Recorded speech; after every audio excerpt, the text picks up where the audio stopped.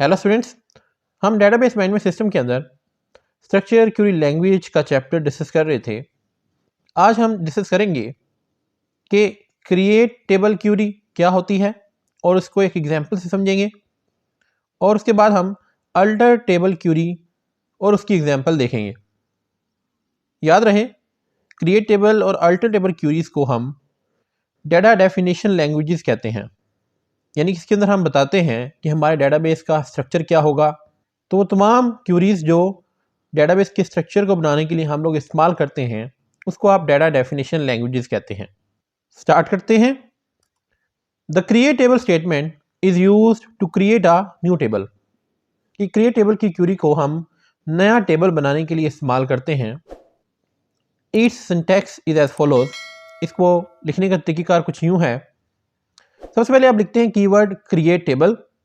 उसके बाद आपने अपने इस टेबल का नेम लिखना होता है जो आप क्रिएट करना चाहते हैं, और फिर आप ब्रैकेट्स के अंदर कॉलम 1 उसकी डाटा टाइप, कॉलम 2 उसकी डाटा टाइप, और इस तरह से वो तमाम कॉलम्स जो आप अपने टेबल के अंदर बनाना चाहते हैं वो राइट करते हैं। तो इस क्यूरी की मदद से आप किसी भी किस्म का टेबल क्रिएट कर सकते हैं। यहाँ पे जो डाटा टाइप है ये बेसिकली बताती है कि आपके कॉलम के अंदर किस टाइप की वैल्यू स्टोर होंगी। डिफरेंट डाटा टाइप्स हमने ऑलरेडी डिस्कस की भी हुई हैं, जैसा कि आपके पास एक करैक्टर डाटा टाइप है। जब आपने करैक्टर्स को स्टोर करना हो तो आप इसको इस्तेमाल कर सकते हैं। इस तरह आपके पास नंबर डाटा टाइप है। जब आपने डिजिट्स को स्टोर करना हो तो आप नंबर डाटा टाइप को इस्तेमाल कर सकते हैं। और अगर आपने किसी कॉलम के अंदर डेट्स को स्टोर करवाना है तो उसकी डाटा टाइप आप डेट रख सकते हैं। एग्जाम्पल देखते हैं। लेट्स सपोज आपके पास ये एक स्टूडेंट्स का टेबल आप बनाना चाहते हैं। अब इस टेबल को बनाने के लिए आप क्या क्यूरी इस्तेमाल करेंगे वो देखते हैं। इसकी क्यूरी कुछ इस तरह से होगी। सबसे पहले आप लिखते हैं क्रिएट टेबल, आगे उस टेबल का नेम क्या है हमारे पास है स्टूडेंट्स, तो मैंने यहाँ पर स्टूडेंट्स लिख दिया। अब हमने ब्रैकेट्स के अंदर तमाम कॉलम्स और उसकी डाटा टाइप लिखनी होती है। सबसे पहले आपका कॉलम था रोल नंबर, तो मैंने यहाँ पर लिख दिया रोल नंबर, और आगे उसकी डाटा टाइप मैंने लिख दी नंबर, और ब्रैकेट के अंदर 4। कि रोल नंबर के अंदर आपके पास नंबर स्टोर होंगे। हमें पता है कि जो रोल नंबर्स होते हैं नॉर्मली वो नंबर्स की फॉर्म में होते हैं, तो हमने इस रोल नंबर कॉलम की जो डाटा टाइप है वो हमने नंबर रख दी। अब इसके अंदर आप देखें तो ये ब्रैकेट के अंदर हमने 4 लिखा है। इसका क्या मतलब है? इसका मतलब होता है बेसिकली साइज, कि आपके पास जो भी नंबर होगा वो मैक्सिमम 4 डिजिट्स तक हो सकता है। इससे ज़्यादा डिजिट्स हम ऐड नहीं कर सकते क्योंकि मैंने यहाँ पर स्पेसिफाई कर दिया है। तो आप इस साइज़ को अपनी रिक्वायरमेंट्स के मुताबिक कोई भी एडजस्ट कर सकते हैं। सेकंड मेरे पास कॉलम था एस नेम, यानी कि स्टूडेंट नेम, तो मैंने यहाँ पर स्टूडेंट नेम का कॉलम लिख दिया, और आगे इसकी डाटा टाइप मैंने बता दी varchar 2, और ब्रैकेट के अंदर लिख दिया 30। ये varchar भी बेसिकली एक डाटा टाइप है जिसको हम वेरियस करैक्टर कहते हैं। ये हम तब इस्तेमाल करते हैं जब आपने अपने फील्ड के अंदर मल्टीपल करैक्टर्स का इस्तेमाल करना हो, और इसकी लेंथ हमारे पास है 30। कि आप इस फील्ड के अंदर 30 करैक्टर्स एक वक्त में ऐड कर सकते हैं।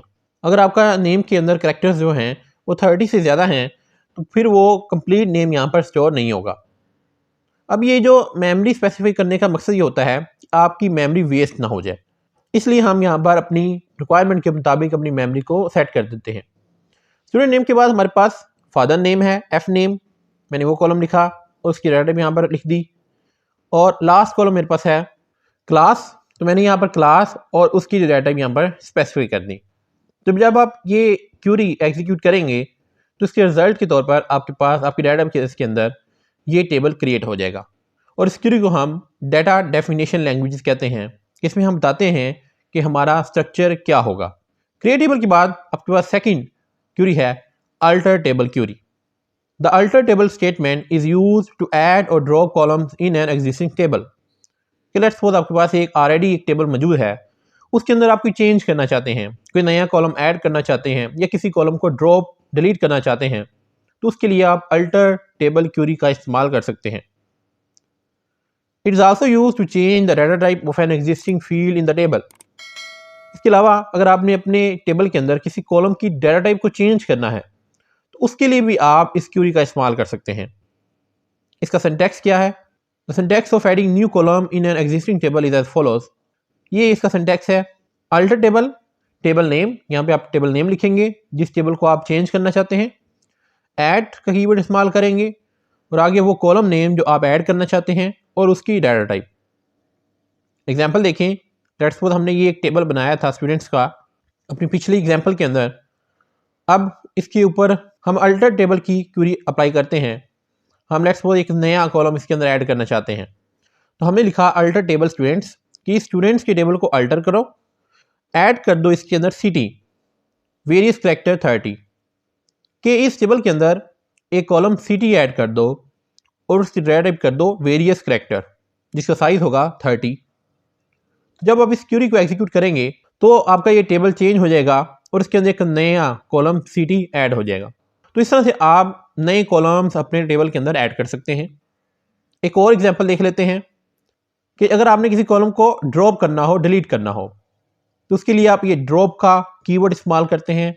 लेट्स सपोज मैंने ये क्लास का जो कॉलम है ये डिलीट करना है, तो उसकी क्यूरी किस तरह से होगी, अल्टर टेबल स्टूडेंट्स के स्टूडेंट्स के टेबल को अल्टर करो, ड्रॉप कॉलम क्लास कि क्लास वाले कॉलम को ड्रॉप कर दो। तो जब आप इसे क्यूरी को एग्जीक्यूट करेंगे तो आपके इस टेबल में से जो क्लास वाला कॉलम था वो डिलीट हो जाएगा।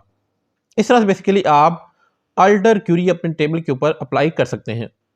आई होप आपको क्लियर हो गया होगा कि क्रिएट और अल्टर टेबल क्यूरी किस तरह से वर्क करती है और आप इसको किस तरह से इस्तेमाल कर सकते हैं। आज के लिए इतना ही, मिलते हैं नेक्स्ट लेक्चर के अंदर। Thank you very much.